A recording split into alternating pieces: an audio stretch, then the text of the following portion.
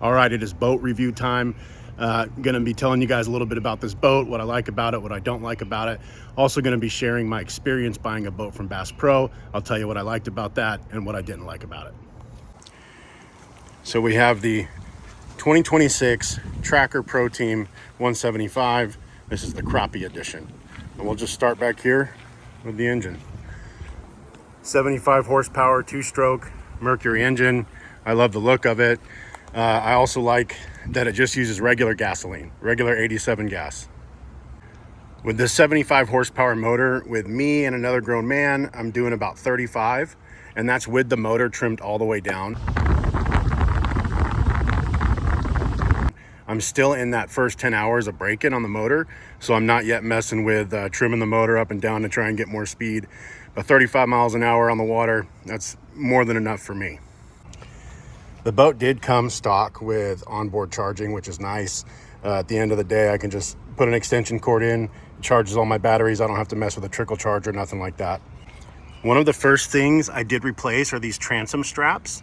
The straps that came stock on the Tracker were really low budget, not high quality. I bent the handles, I think my second or third time out, just tighten them down. So I went with these. I think these are Rhino USA. They're really heavy duty. There are 4 cleats all around the boat for tying off to the docks. These are other brackets I got for a canopy top that my wife made me get. Maybe I'll make a video on that later. Also, this model does come with the VersaTrack system, and that's pretty cool. Right here, I just have a rod holder for my son's rod. I can just loosen these knobs here and slide it anywhere on the boat, and they make all sorts of different attachments for these VersaTrack things. Cutting boards, cup holders, tackle holders. That's pretty neat. The trolling motor is a Minn Kota Edge. This is what comes stock on it. It's 45 pounds of thrust. It's powerful enough for me. I know that spot lock stuff is pretty awesome to have. For now, this is working just fine for me, even on windy days on the lake. It gets me, up the bank just fine, and I can fight the wind with it pretty good. Now, before we get in the boat, I'll show you the trailer. Nice trailer, just a standard trailer, chrome wheels. It did not come with a spare tire, which I thought was funny. That was something I had to put on there myself. It does have the stowaway tongue. If you need to use that, put it in your garage or whatever. These trailer steps I added, just got them off of Amazon. They're pretty nice to have. On the back of the boat for storage, there's another bin just like this over there. I put my ropes and stuff in here. And then back here is your batteries and your gas tank. I think this is like a 21-gallon gas tank, which is pretty nice.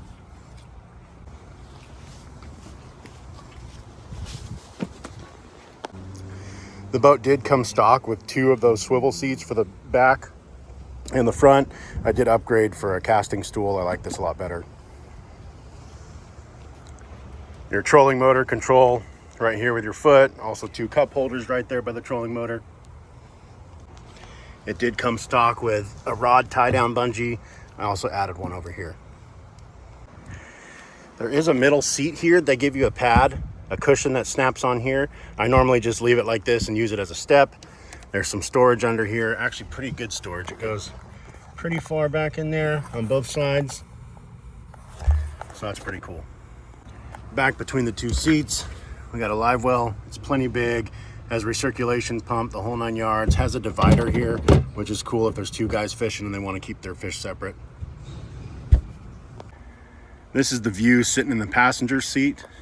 Right here on this step, they call it an ice chest. It doesn't hold ice for nothing. So I normally just throw my snacks and stuff in there for the day.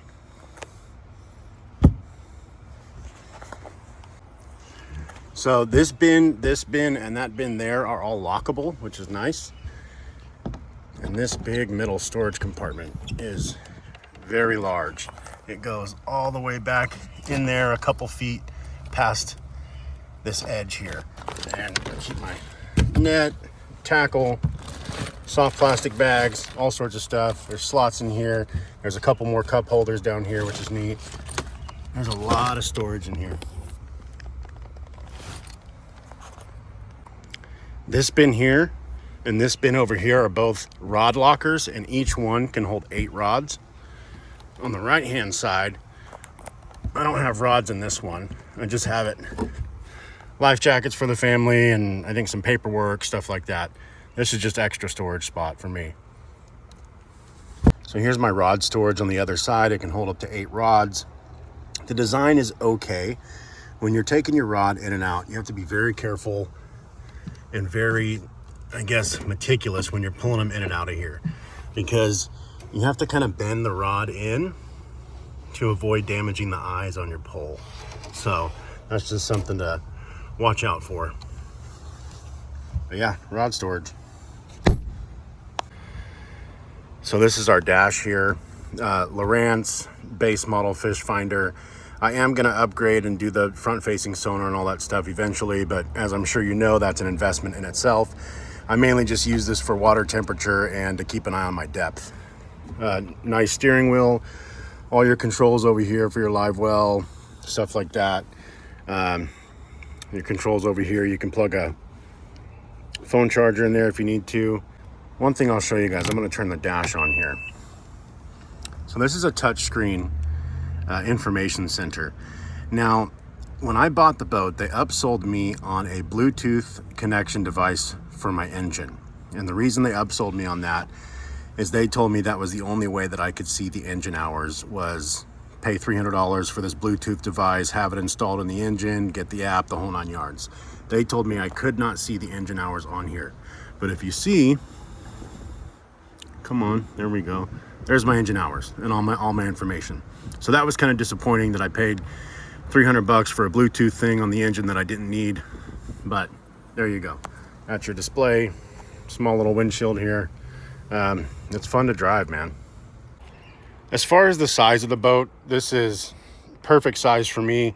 I did look at the Bass Tracker XL and I thought it was just a little too small, especially with bringing my family out if I wanted to bring my wife and kids. But the deck space, I'm 6'5", I'm a big guy, but this is perfect size for me. It's just over 17 and a half feet from front to back. Okay, so now that I've shown you guys the boat, I've shown you some stuff that I didn't really care for, some stuff I did care for. Let's talk about my experience buying a boat from Bass Pro, which, as you all know, is a big box store kind of for the outdoors, right? Now, the cons buying from Bass Pro, obviously, is they have that Tracker brand of boats, all different sizes, all different price points, and you're looking for affordability, right? This boat did meet our budget, which was great for us, so that's definitely a plus. There was a big selection of boats, a big selection of colors to choose from. That was definitely a plus too. We went in on a Sunday, picked out the boat that we liked, we filled out the credit application, and I picked up that boat the following Wednesday. So it wasn't a one-day deal, just go in and leave with the boat. It took a few days, some phone calls, some emails, things like that, just to get everything signed, sealed, and delivered. When I went to pick up the boat, they did have a tech there that went over the boat with me, went over the break-in period for the motor, showed me all the different compartments, how to use everything, stuff like that. And as a first-time boat owner, I thought that was great. They were also running a promotion when I bought the boat, so I got a 7-year warranty on the motor. That was cool. They gave me a $500 Bass Pro gift card. That was cool. So the cons buying a boat from Bass Pro, I would say if you're buying a Bass Pro boat, you're going to get Bass Pro service. And what I mean by that is 2 specific things I'll tell you guys about. So first, I went to go pick up my boat and it had the decals on the side. Well, one of the decals was damaged. Instead of saying Tracker, it said Racker, which wasn't that big of a deal to me. I planned on debadging it anyways. Also, I suspect that they sold me the floor model. They didn't tell me that, but there was also damage to the driver's seat right behind me. And when I pointed that out, the decal and the damage on the seat, they said, no problem, we're gonna get that taken care of for you. We're gonna order a new seat, we're gonna order new decals, we'll call you in just a few days, and we'll get those switched out for you. We'll basically warranty cover that stuff and get it taken care of for me, which I thought was great. Well, it's been about 7 weeks and I haven't heard from them yet. I'll give it another week, I'll call them, hopefully they have my seat and my decal, whatever, I'll go get it taken care of. But I think at a big box store where they're selling, who knows how many boats they're selling every week, you're just a number, you're gonna get lost in the system. Also, they did try to upsell me on a bunch of stuff. I just turned all their offers down and I went with just the boat itself. So all in all, I would say my experience buying a boat from Bass Pro, it wasn't great, it wasn't terrible. I'm happy with my boat. I love my boat. It was an affordable boat. I'm sure there are people that have great experiences. I'm sure there's people that have bad experiences. So thanks guys, that's my 2026 Tracker Pro Team 175. I love the boat. The buying experience wasn't bad, could have been a little better. Overall, I'm really happy with it.